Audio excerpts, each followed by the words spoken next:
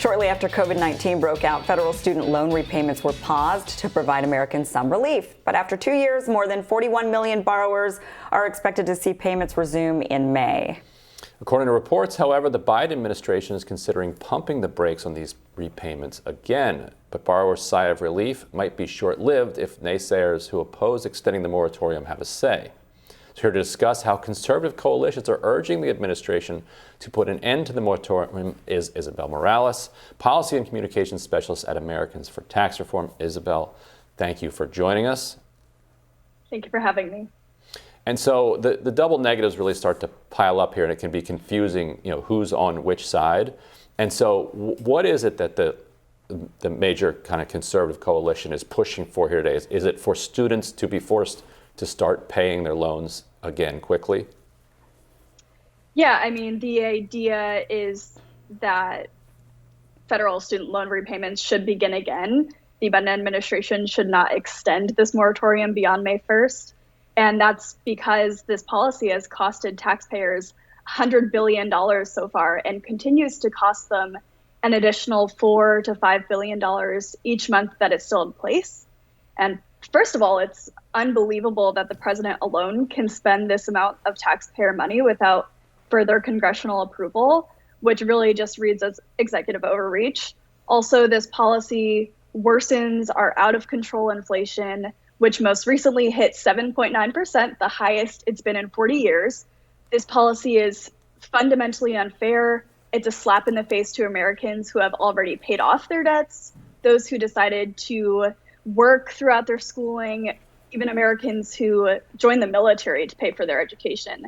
To make matters worse, the moratorium primarily benefits higher income Americans at the expense of low and middle income taxpayers. So at this point, especially with Democrats starting to signal that they're ready to move on from strict COVID policy, there's absolutely no reason to keep this moratorium in place. And that last thing is the unfairness of it is what motivates me the most, because I am sympathetic to people who are very in debt because they were kind of sold a bad deal about college. I think there was a lot of scamming going on in terms of how much money you should spend on this, how many years of your lives you should give away.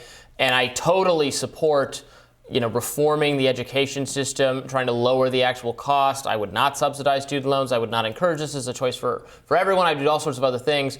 But to say that right now, in this one moment in time, people who have not fully paid for this education, they should get some kind of forgiveness, doesn't seem fair to me, right, to everyone who came before and everyone who will come after. Yeah, absolutely. And to be clear, this is more than just I had to suffer, so everyone else does too. Each person took on their debt, or didn't, with the expectation and promise that they would have to pay those loans back with interest. That was the contractual agreement by both loan recipients and the government.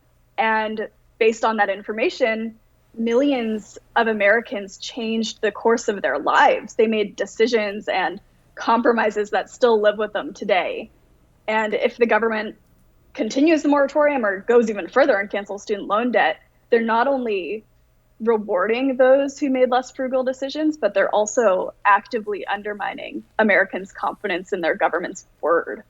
So, Isabelle, I come from a different perspective on this. I actually think student loan debt should be forgiven completely, but because I think it's beneficial for our country to be educated. And I think we should be encouraging education in order to compete on the global stage. I think it's a matter of national security, quite frankly. But is there a happy medium from your perspective? I get it. You don't like it. You don't want this to continue. But is there maybe a happy medium that we could agree on, like perhaps maybe just putting a moratorium at least on the interest?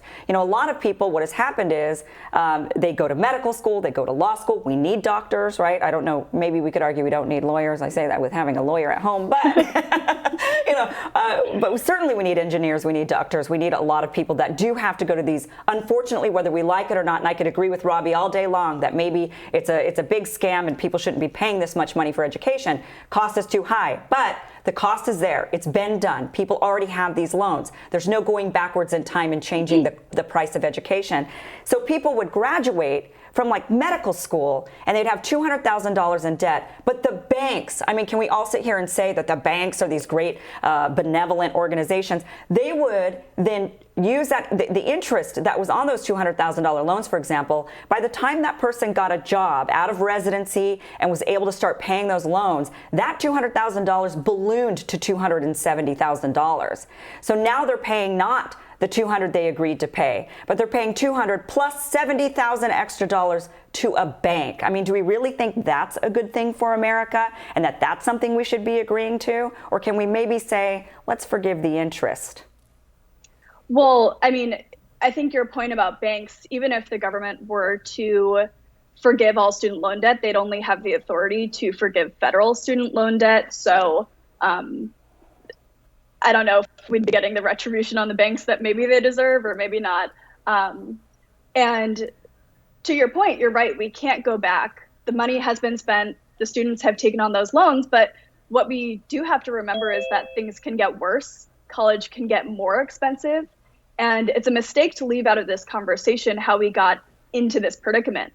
The primary reason why college is so expensive today is because the federal government subsidizes tuition so heavily. So even if we cancel all federally held student loan debt on the taxpayers' dimes, are schools going to stop charging tuition? Or are they yet again going to take advantage of an insane surge in federal spending on education and raise their prices even more for future generations? I'm just not sure that that's the answer. I want to pick up on your inflation point because I think it's really, really telling. Can you walk people through, because we talk about this a lot on the show, can you walk people through why it is that taking money out of people's pockets by having them start paying their student loans again does something about inflation? Yeah, so one of the causes of inflation is when the government is flooding the economy with so much money through handouts or subsidies or payment pauses like we're discussing today, that demand is growing too fast for production to keep up. I mean, 80% of the US dollars in circulation right now were printed in the last 22 months to keep up with this insane spending. So as a result, now we have 7.9% inflation, as I mentioned, and last year, the average U.S. household spent $3,500 more due to inflation.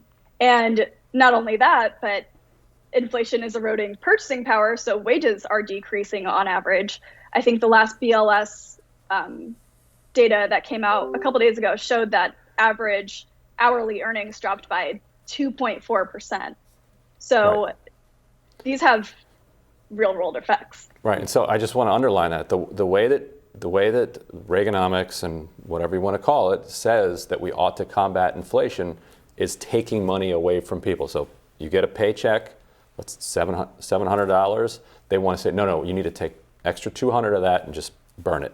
Send it to the Department of Education, which doesn't. Department of Education, like the federal government prints money, Department of Education doesn't need your $200. But the goal exactly is it takes your paycheck down from $700 down to $500. Then you can buy less stuff. And because you're immiserated, prices go down more generally. And that is the goal of this anti-inflation kind of faction of our politics. So it's good that we're at least discussing it openly, whether that's how people want this to be organized. Yeah.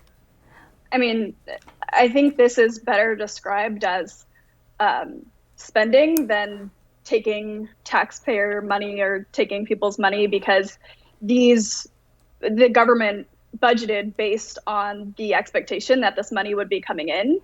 And now that it's not, we're losing money, $4 to $5 billion every single month, and $100 billion so far. That's a lot of money. Economist Stephanie Kelton actually modeled this and found something interesting, that the economic growth that was created by people having more money to spend actually ended up with a net increase of $79 billion in federal revenue by canceling the student debt. So it's not quite as simple as, well, we'll take your money and now we have more money. No, we took your money and now you can't go to the restaurant, and so therefore the restaurant's not doing as well. The restaurant can't pay taxes, the waiter can't pay taxes, the busser can't pay taxes, the Uber driver that took you to the restaurant can't pay taxes, and so overall you're actually worse off. But you did force people to live up to their contracts. But when you say your money, it's not really their money. You It's money earned the they money. borrowed Right. from people and now are refusing to pay back. Well, they earned the Right. money in their paycheck.